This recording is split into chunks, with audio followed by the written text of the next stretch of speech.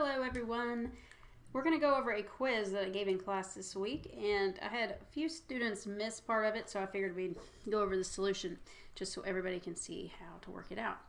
Now, this is going to be a quiz that deals with the Routh criterion, and we're going to be using the Routh array to find a gain k that will ensure stability.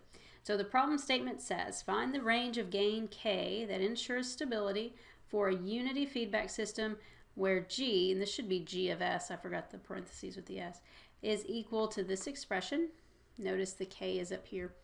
And then we're going to assume a negative feedback system.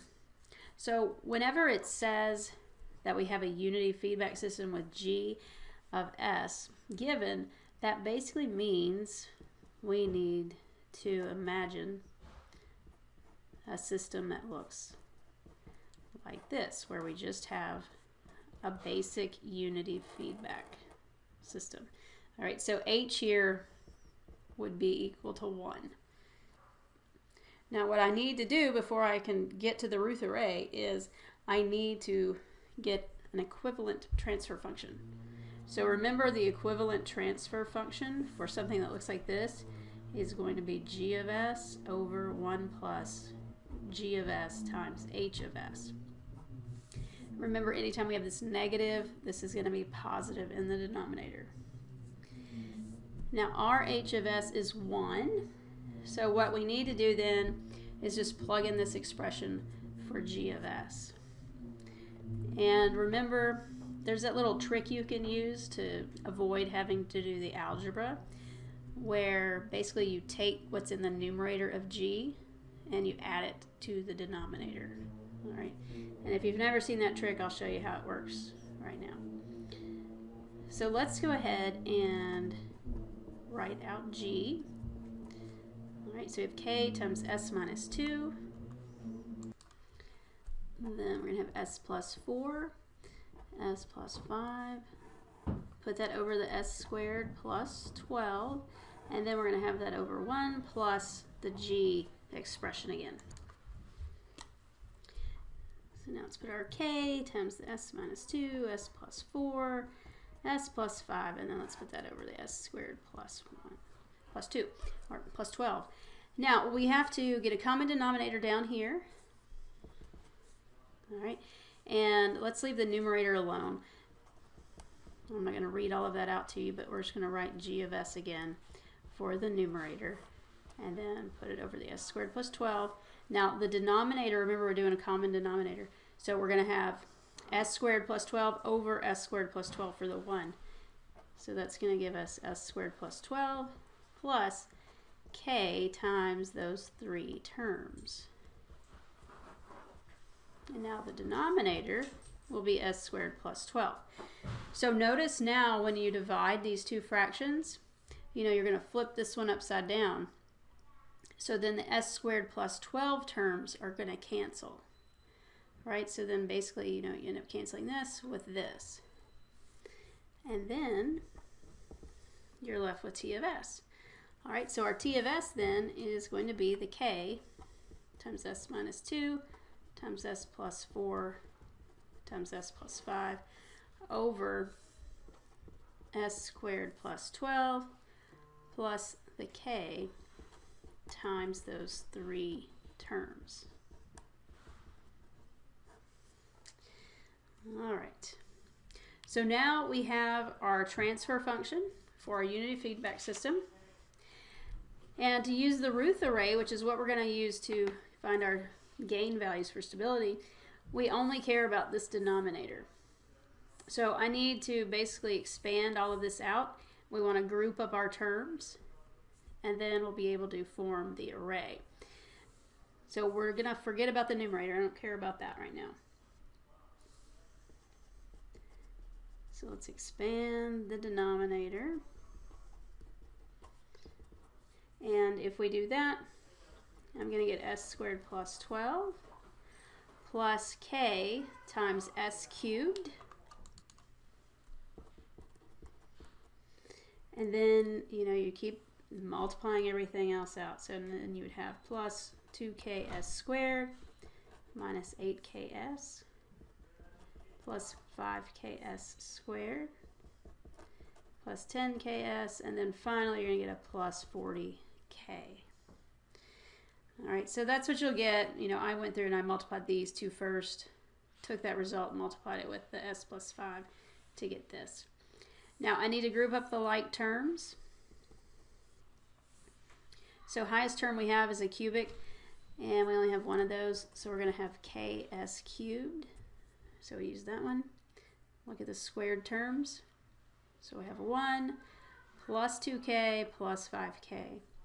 So that's going to give me 1 plus 7k s squared. And now we use those three.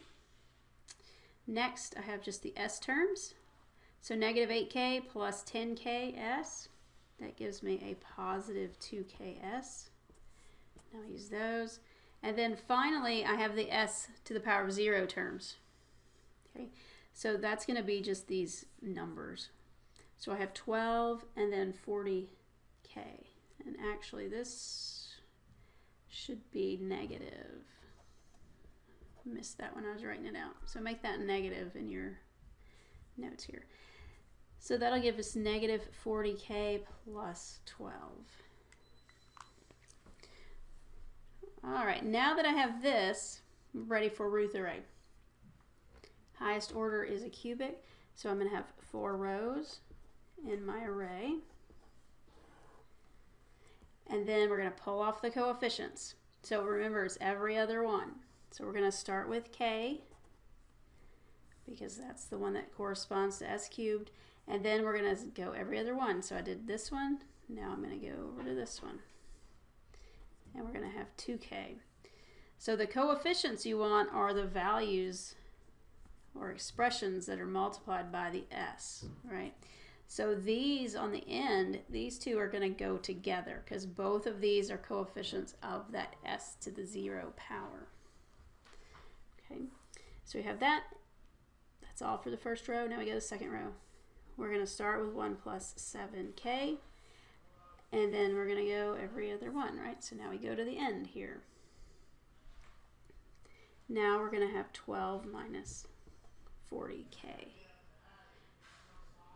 All right. So we're done with this expression here now. I've used everything out of there I can get. Now we're going to focus in on filling out the rest of the array. So let's go to this third row. So for this one, we're going to have negative 1 over 1 plus 7k, because remember, you always go up to the row above where you're working and put that term in the denominator, right? And you're always going to use that first element of the row above. So we get negative 1 over 1 plus 7k, and then we want to have the determinant of these 4 here. So k, 2k, 1 plus 7k, and then 12 minus 40k. Now we need to do this determinant. All right, so you're going to multiply these two together and then subtract the product of these two. So that's going to give us 12 minus 40k times k minus 2k times 1 plus 7k. And then we're multiplying it by the negative 1 over 1 plus 7k.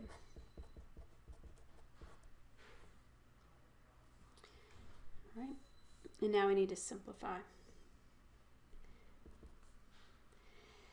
So on the top, we're going to have the 12k minus 40k squared. And we have minus 2k minus 14k squared. We still have this term here on the right. So I get that negative 1 over 1 plus 7k. And now you can group up these terms. All right, so we're going to have negative 54k squared here, but we're multiplying it by a negative 1. So let's make it 54k squared. And then I've got 12k minus 2k. That's a positive 10k, but I have that negative. So let's make that negative 10k. And put that over 1 plus 7k. All right, so then we have 54k squared minus 10k over 1 plus 7k. And that's all we have for this row. So I have one more term. Now this term, you know, this is an even exponent row, so the last value of all of the even exponent rows will have the same expression or number. So that means I can just take this from the s squared row, put it down here. All right. And the reason why we can do that is because when you do the determinant, this piece right here is 0. All right. So if you were to calculate it, you'll see that you always get the same value at the end of those even exponent rows. So this is our completed array, right? Everything's a function of k. That's our gain. We want to find the range of the gain k that will give us stability. All right, well, for stability, I don't want any sign changes.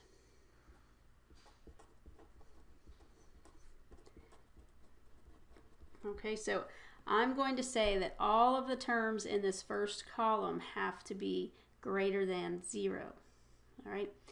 I don't want them to be equal to 0 because then that's a special case, right? And I'd have to go through and figure that out. So I just want it to be greater than 0. That way all of these would be positive. No sign changes.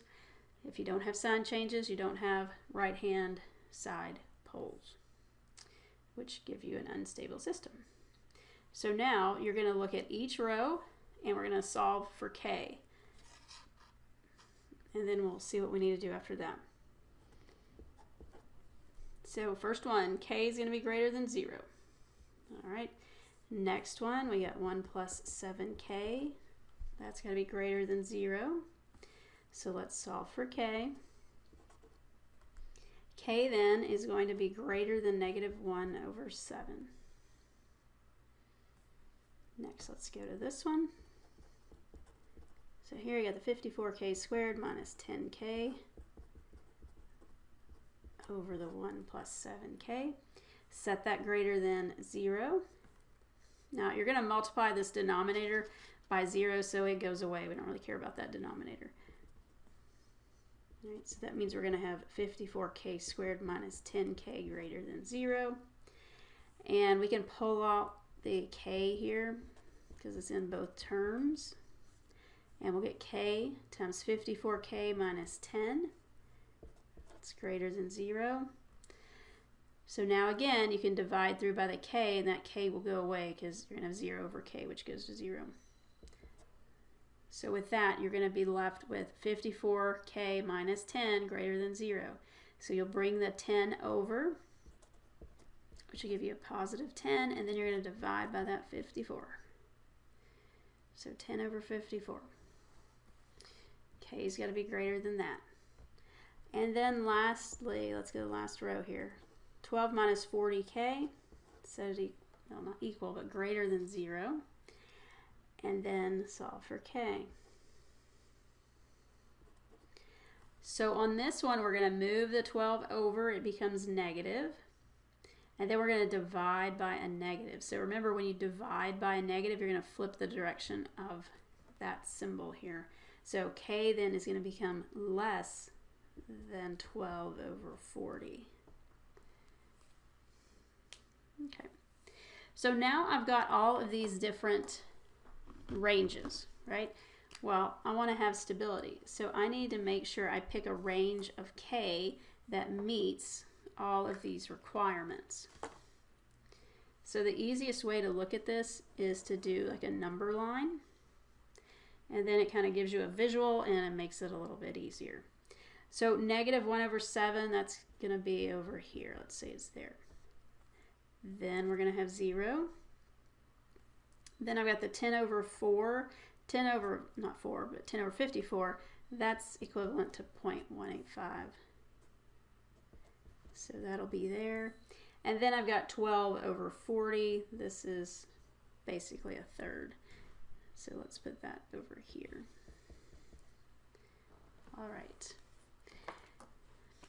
Now let's see where we can have everything. So I have to be greater than 10 over 54. Okay, well that means I have to be up here, right? Now this says greater than -1/7. That's over here. All right, so that is no good for this requirement here. So we can get rid of that one because it already fails this requirement for the k greater than 10 over 54. K greater than 0, well, that would put me right here. Well, that fails this requirement also. So let's get rid of that. And then finally, I have k less than 12 over 40. Well, that one would just be like right here. So that means my range for k is going to be this range right here. Okay. So then we can say that k is going to be less than 12 over 40, but greater than 10 over 54. Right? And then that will be the range for the gain k that ensures the system is stable. Okay, so that's kind of how you go about doing this one. A lot of the students that messed up on this problem, they saw all these k's and they just assumed there was no range of k that would give you a stable system, but that's not true. You just have to go through, find all of the, basically the requirements for k, and then see what overall range will meet the requirements. Okay, because this requirement here, when I'm saying k is between these two values, still meets this one and this one. All right, so all the requirements are met with this range of k, and you get a stable system. All right, so hopefully y'all found that helpful, and I will see you guys next time. Y'all have a great rest of the day.